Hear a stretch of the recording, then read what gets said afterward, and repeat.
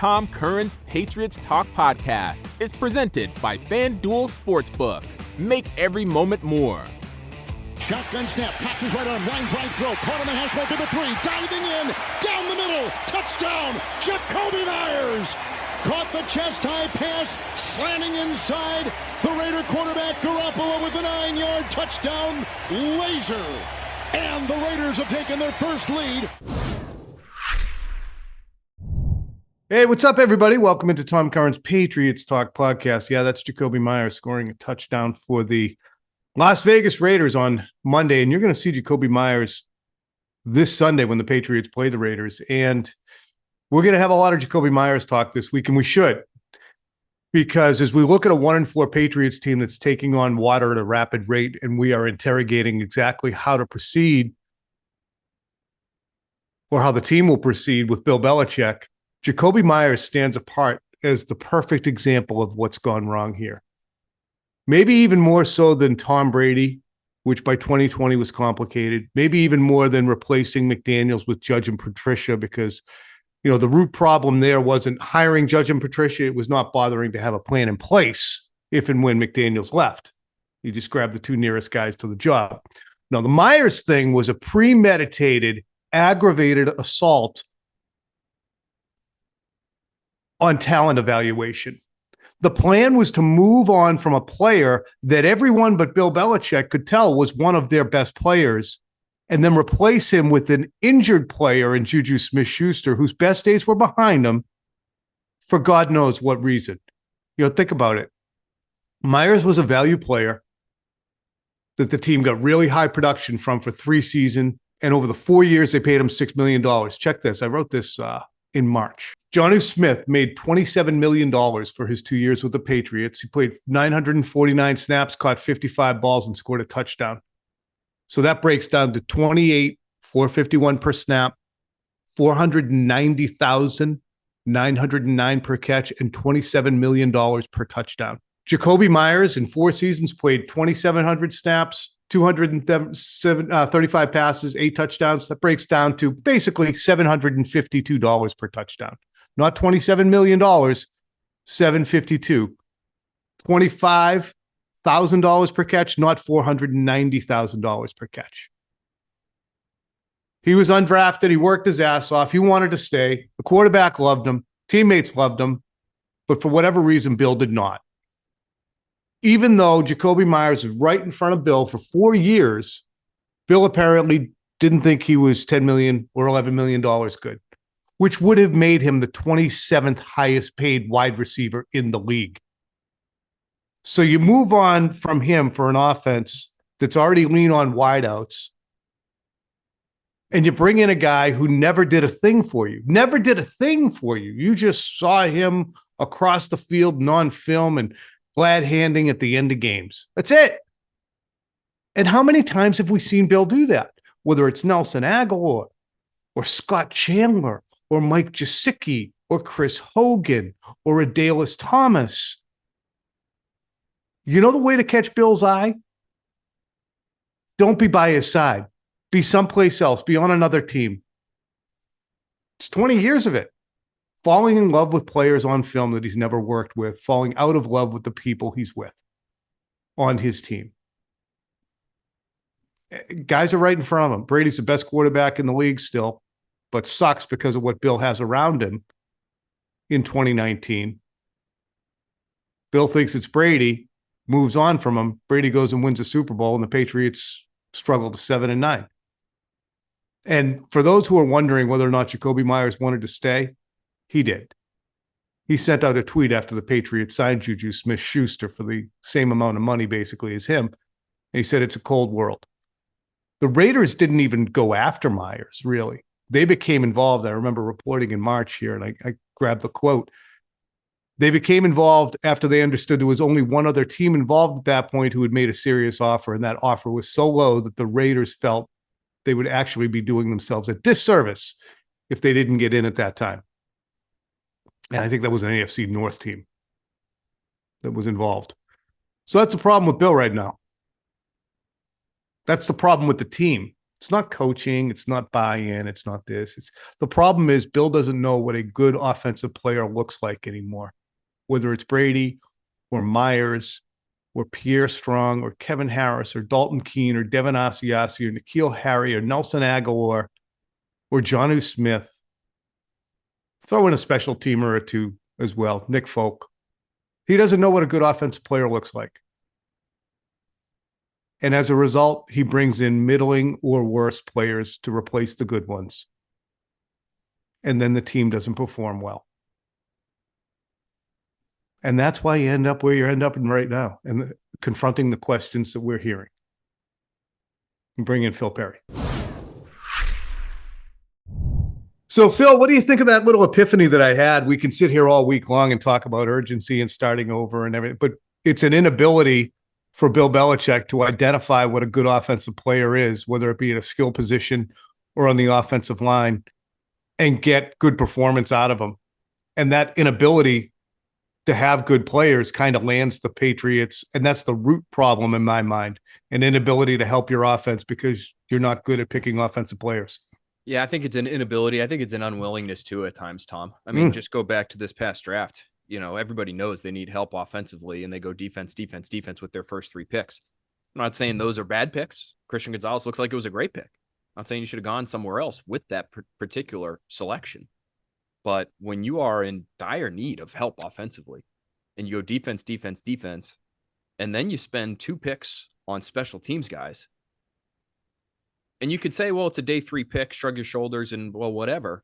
Well, the guy who might be your most dynamic receiver right now was also a day 3 pick. So those are valuable dice rolls, and you used him on special teams. So I think it's an inability, it's an unwillingness, and I also think, Tom, it's just Bill Belichick wanting to win in his own way, which is with good defense and special teams. As Colin Cowherd said yesterday, I mean, Mac Jones isn't playing great, but Mac Jones didn't draft 3 guards and 2 kickers. We also discussed urgency, which Phil did an excellent job of highlighting in a micro sense when he asked Bill Belichick these questions on Monday about some of the games, in-game decisions made against the Saints.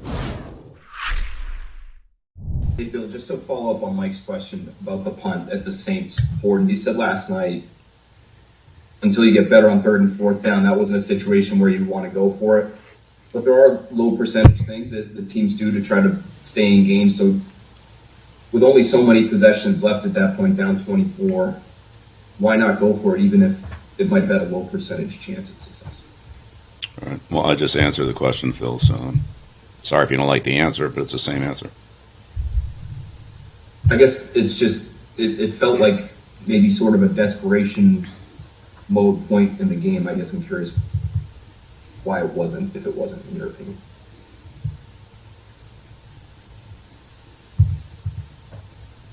Yeah, there was still time left in the game.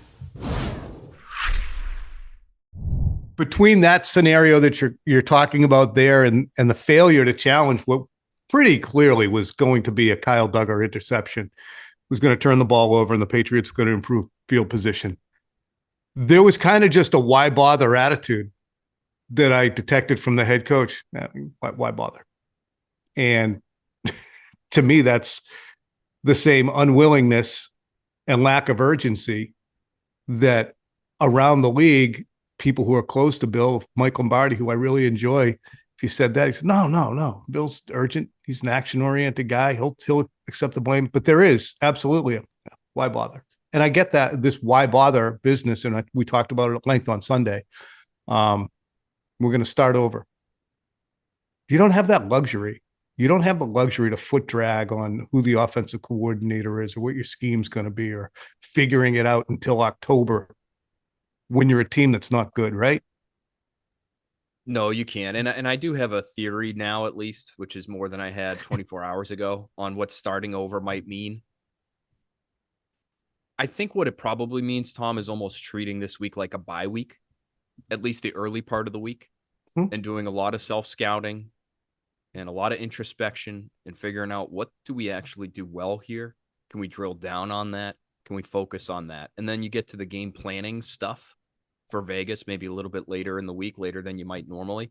But because the situation is so dire on the home front, that you try to take care of that first in the way that you might during a bye week. That's something that was brought up to me in the last 24 hours or so about, what does that even mean? Starting over? What are you talking about? Do you go back to training camp practice 1? No, I don't think that's what it is. I think it's okay. It's time to really look at ourselves here. Take a look in the mirror. And I think the schedule this week is a little bit indicative of that. I'm here at Gillette Stadium on Tuesday.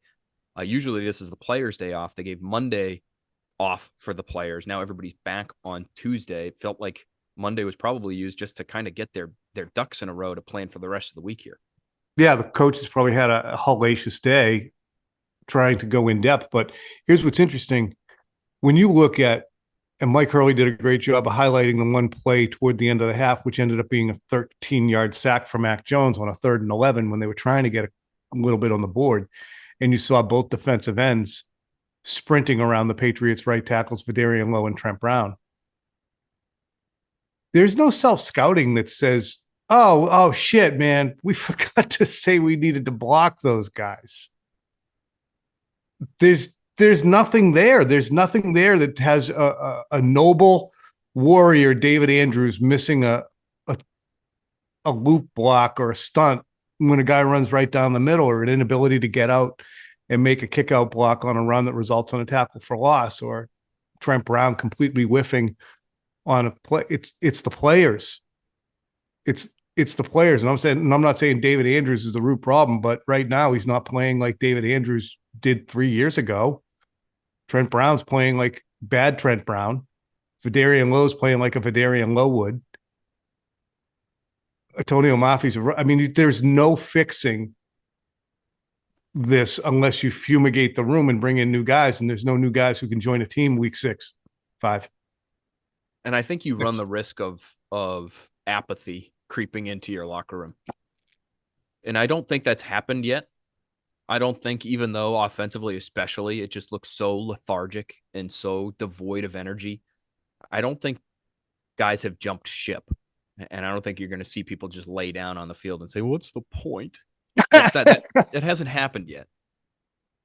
But this is an important one in Vegas, because if you want any hope of saving your season, I think you do have to win this game. That's a beatable team, even though you're going on the road. But I think you just sort of, because there aren't any obvious solutions, Tom, I do think you run the risk of apathy creeping in, meaning, well, what's the point? We could change the quarterback. Is that really going to do? Mm-hmm. Do I care who the quarterback is, as long as it's somebody who's not going to turn it over? Bailey Zappi, Mac Jones, shrug your shoulders. You don't want to be there at the most important position on the roster. Hey, maybe we should get Malik Cunningham up and running. I think there are some people in the building that are wondering if that's the case, because you might as well develop a young player with a few physical gifts. Yeah, put a package of plays in for him offensively. Yeah, package of plays for Malik. But again, that's the shit the Patriots could have when they were going good. Yeah, we got all this stuff figured out. Let's add a little whipped cream and some garnish over here to our offense and make ourselves even more daunting. They can't block for a run. You can't be adding in dives. It's like the tush push fakeroo. You couldn't run the tush push. You can't put an ulterior play off of it. Where does the tush push fail rank in the last 18 months on bad Patriots plays? Just a couple of, I'm going to veer here. I think the Las Vegas dice roll play from last year ends up being the number one play as the worst play of the Patriots, but push fail is pretty high. I think that either of the two kickoff returns against the Bills are pretty high. The Mac Jones pick six in Dallas across the field, across his body, was just inexplicable. The Ramondre Stevenson fumble? The fumble, yeah. What that one against the Bengals didn't have sort of like the comedic element to it that some of these others did, where they were so unbelievably bad. It was horrible because it's just horrible situational football. But I'm trying to think of others that you almost couldn't believe them when they happened. Yeah. How about the pick that got Mac benched against the Bears on Monday Night Football was a pretty bad play. rolling out, just throwing it up there, trying to make something happen. Yeah, I think the Devontae Parker against the Dolphins pick was high comedy too. That wasn't great. Yeah, let's stop that exercise. But I do want to throw in an honorable mention to the N'Keal Harry pick when he got confused against Cam Newton on the left-hand side, going all the way back to 2020. Did they have a blocked kick in the last couple of years, or was that Mac's rookie year? I'm remembering the one in Indy that got returned for a touchdown, but that was his rookie season, so I don't know if that counts for the exercise we're partaking in right now. Yeah, let's skip on down. Snap into action this NFL season with FanDuel, America's #1 sportsbook. Right now, new customers get $200 in bonus bets guaranteed when you place a $5 bet. That's $200 in bonus bets, win or lose. If you've been thinking about joining FanDuel, there's no better time to get in on the action. The app is so easy to use. There's a wide range of betting options, including spreads, player props, over-unders, and more. So visit FanDuel.com/NSBO and kick off the NFL season. FanDuel, official partner of the NFL. 21 plus and present in Mass. Hope is here. First online real money wager only. $10 first deposit required. Bonus issued as non-withdrawable bonus bets that expire 7 days after receipt. Restrictions apply. See terms at sportsbook.fanduel.com. Gambling helpline ma.org or call 800-327-5050 for 24/7 support. Play it smart from the start. GameSenseMA.com or call 1-800-GAM-1234. So what changes can realistically be made? Is the defense still good enough to play, to keep a team under 24? Because it hasn't the last 2 weeks, but there's reasons for that. Actually, the defense might have kept them under 24 the last 2 weeks. They did. They kept the Cowboys to 24. And they kept the Saints. What was the defensive points allowed last week? It was they gave up 7, 34. So 27. Yeah, I think the defense is good enough to compete. The offense just is not. And that's, that's got to kill Bill Belichick. Complimentary football. That's what they preach day in and day out here, starting back in the spring, and they don't have it. They haven't had it for a long time. And so, I don't know how much longer you can ask the defense to really just carry you the way they have, especially now that they are without arguably their 2 best players. It's just, it's the kind of situation, Tom, where I feel like you might have to just start taking real risks on both sides of the ball, because odds are if you try to just play a clean game, you're not good enough to do it. Number one, you're going to shoot yourself in the foot at some point. Try to go first down, second down, third down, first down, second down, third. You can't. You got to go for it on fourth down occasionally. You got to do something crazy to get the ball down the field. Maybe a trick play, sprinkle that in. Josh McDaniels tried to run a double pass last night. Did you see that one? They actually ended up not throwing it. It was probably a good decision by Josh Jacobs, but it's in the bag. The game was 3-0 at that point, and they're running double passes. Like, that's the kind of stuff you got to start doing defensively. Maybe you got to play more cover zero to try to speed up quarterbacks and create turnovers. Like, that's, I think, where they're at right now to try to save their season. Yeah, and it's funny you say that, because I'm the opposite. I'm turtling even further. Because you tried to run a trick play on the 3rd and 2 tush push play, and Mac Jones couldn't complete a backwards throw because he didn't bother to look. He panicked. He panicked on that play. He friggin' panicked. And he's a ball of goo right now. And I think when you're a ball of goo, you need to sit down. So I do think Bailey Zappi should come in this week until Mac gets right. Give him a blow. Give him some time to watch the game from the sidelines. This is not nearly as much a punishment as it is, hey, there's got to be a consequence. We don't really trust you right now. We will trust you again. Although if he has if he has a good week of practice, again, that's the same thing. I mean, Mac looks locked in. It's a shame. It's a decent player ruined. It's a decent player ruined. And Jakobi Meyers is a decent player allowed to walk away. And those are them's hanging offenses if I'm an owner. Especially in today's game. I mean, what are the most important positions in the sport? And, you haven't been able to figure it out. Not only have you not been able to figure it out, the good stuff that you had is gone away or broken now. And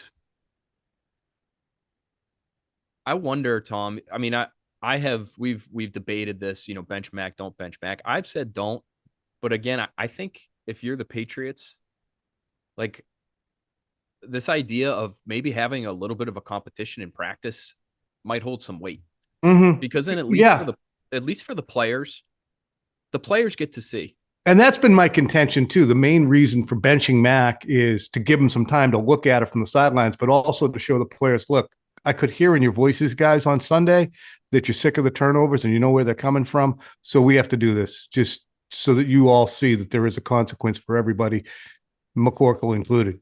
And so maybe you split the reps more evenly than you ever have, Wednesday, Thursday, and then whoever plays better and everyone can see it. You all go through the practice tape together. Okay. We gave Bailey a really good opportunity here.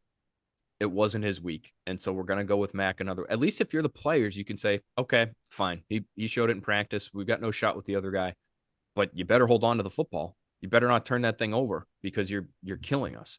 And so that to me might have some merit if you're Bill Belichick, because then that's one way to at least get the rest of the team on board, whichever decision you do end up making.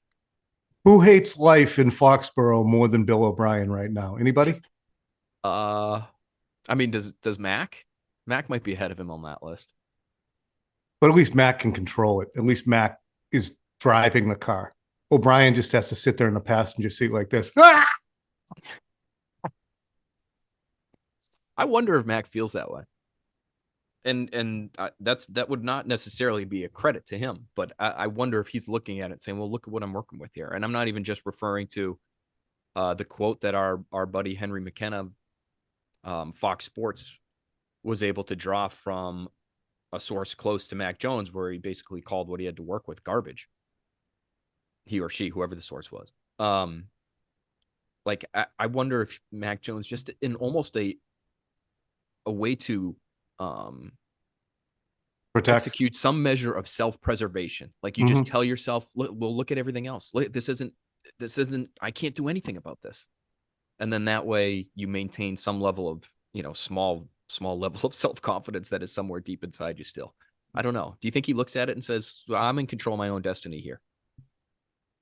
I think that the people around him who care about him will probably use that to try and shield him from being completely miserable. And he's got a choice to either buy into that if you're Mac, which again, for self-preservation, as you mentioned, is probably a good idea. Or are you such a good teammate that you're like, no, it's me, and ignore what the Patriots have done to you with what Bill Belichick has done to you with the coaching decisions that he made. Again, this is not just the McDaniels Patricia Judge situation. It's the Jakobi Meyers. It's actively taking good players away from him. It's actively ignoring positions on an offensive line when you know you're a stationary quarterback, and bringing in a Riley Reif and a Calvin Anderson. Yeah, I get it. I want to highlight this, but I mentioned Mike Lombardi earlier, but here's Mike Lombardi. Spent the first 12 minutes of his excellent GM Shuffle podcast detailing the Bill situation. And because Mike and Bill are so close and they are brethren as coaches and personnel guys and share a brain and know each other so much, and Bill's talked about that, Mike is going to be loath to say, yeah, you got to start with Bill.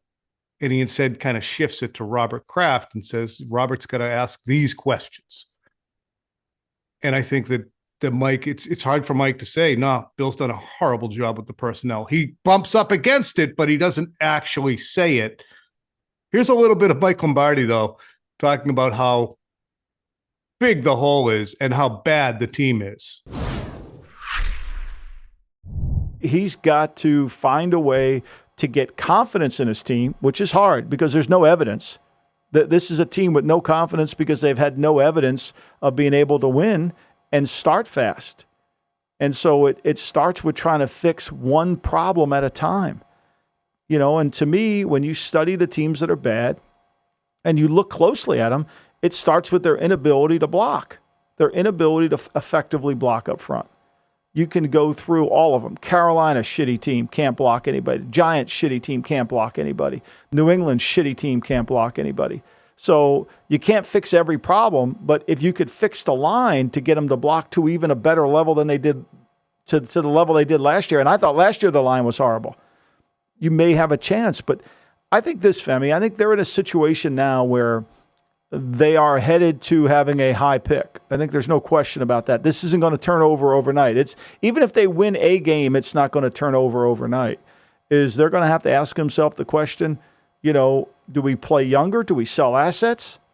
Do we trade players that we have that have value? Do we sell assets and hope we get the first pick in the draft, the second pick in the draft, or the third pick, and we'll get a quarterback and rebuild this thing again? And then that's a decision that has to come from the top moving down. It can't come from the middle level up. We talked a little bit on Early Edition last night as we were sitting there, and I'm like, if they keep losing at this rate, 35 points every week, Robert Kraft might have to make a decision in season about moving on from Bill Belichick. Then as we started talking about, I'm like, oh, shit, what are you going to do? Fire everybody? Because if you say, Bill, you got to move on. You can't be the head coach right now. Well, where does that leave Steve Belichick and Brian Belichick and Matt Groh and Gerard Mayo and Troy Brown and all these people who have such loyalty to Bill? There's can't really be an in-season move here, even if the team continues to stink out loud.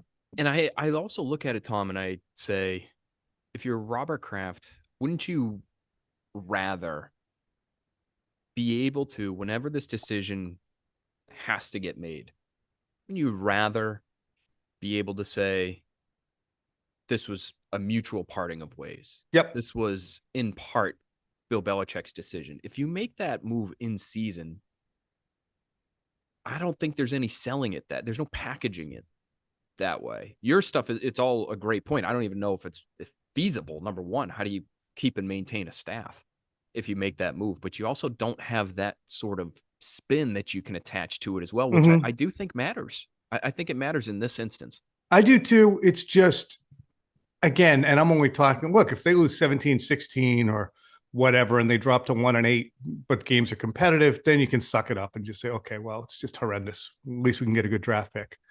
But if your product is unwatchable and embarrassing and people are laughing at it and actively staying away from it and you're losing by 30 every week, not probably going to happen, but that's worst. That's the worst of the worst case scenarios. Phil, I know you got to jump. I know you have some access to get to, so I am going to cut you free right now, buddy boy. And I appreciate you. And we will talk again later in the week, as always. Sounds good, bro. Talk to you soon. There he goes. There goes Phil. I'll have to talk to assistant coaches. Why am I not talking to assistant coaches? Because I'm getting ready to do quick slants tonight. Okay. I'll get the assistant coaches noise, but I got to set up a poll. I got to set up all the questions, the whole thing, the program for you and for me. I like doing it. Sucks though. I don't like the coaching death watch. It's fascinating, but it's interesting. If you guys think about this, as pissed as you are after the games, you should see our post-game studio show ratings. They're off the charts. People love the losing for a minute. And we get a lot of clicks on the Sunday stuff. People, they look at the comments, for instance, on other people's stories. Like if you go to Jerry Thornton on Barstool and look at the number of comments when his knee-jerk reactions come in and the Patriots lose, it's like 200 comments. And most times you'll see 8, 11, 12 comments on a lot of stories there. But people want to weigh in. But by Wednesday, people's reactions are tepid. And that's what's really interesting about a losing team. It's not fun to cover because it's miserable. It's misery. It's me sitting here talking about what does it take to fire Bill Belichick? Guy's a legend. More than a legend. He's the greatest coach in NFL history. He's been instrumental by his presence in helping my career rise to the level that it did because I had a greater platform and greater exposure because his teams were so good. And he taught me everything I know when I sit and talk philosophically about football is stuff I learned from him. I think the things I'm good at, I think I'm good at reading a locker room, reading a team, and being able to watch a player and tell whether or not he's good. I think those are things I'm good at, but I don't get the philosophical stuff that Bill, over the course of 22 years of listening to him in press conferences and talking to him privately, I learned. So I don't like the coaching death watch either. You know, I've talked, you know, in casual, friendly manners with Bill, worked with Gerard, worked with Troy, have gotten to know Steve and Brian Belichick over the years. You don't want to see these guys, Phil, you know, and you know how friggin' hard they work. So it's a pleasure-free zone. It's interesting as hell. It's amusing at times, but there ain't no real reveling. It's sad. It sucks, but it doesn't go on forever. And that was an observation I made last week. You know, as kind of bothered as I am when I interrogated about, it sucks to do this with Bill, and talk about the end and how he should be fired and whether he could be fired. You look at that and you think, but you know what? These are all conversations he had himself about player after player after player after player. Whether it be Richard Seymour traded the week before the season, or Logan Mankins uprooted, or this guy cut, or that guy released, and I bet that he gets that and understands it more than somebody expressing crocodile tears, which is probably what he would think anybody in the media expressing this sentiment would be. You don't really give a shit. But weird time in New England. Thanks for being here. Quick Slants tonight. We'll be back with another Patriots Talk podcast on Thursday. Hopefully we can start page flipping and have an idea of what the Patriots approach will be going out to Vegas. I think so. Goodbye.